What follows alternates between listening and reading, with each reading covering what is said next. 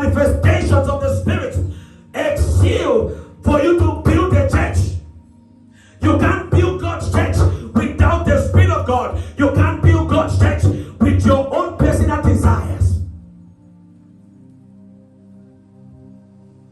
I know today it will be very hard. Number two, what is the meaning of manifestation?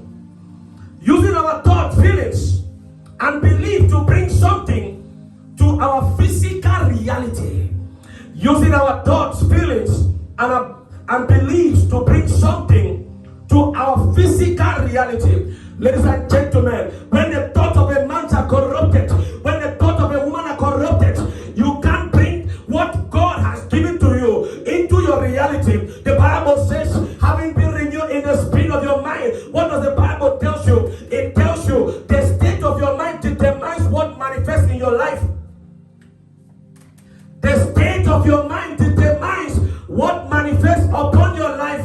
Ladies and gentlemen, when the Bible says, for the expectations of the righteous shall be granted, you need to understand that there is something about the expectations of the righteous. When a righteous man begins to expect something from God, the righteous man's ability is the strength of their thought. When their thought is aligned with the thought of God, they begin to manifest the plans of God in their lives. Ladies and gentlemen, you can't see the manifestation of God's Spirit. You can't see the manifestation of God's provision. You can't see the manifestation of the plans of God if your thoughts are not aligned with the thoughts of God.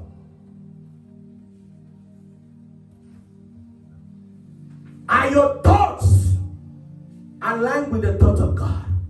He said in the book of Isaiah, it says, my thoughts are not your thoughts, my ways are not your ways. Many of us, we want to manifest the Spirit of God.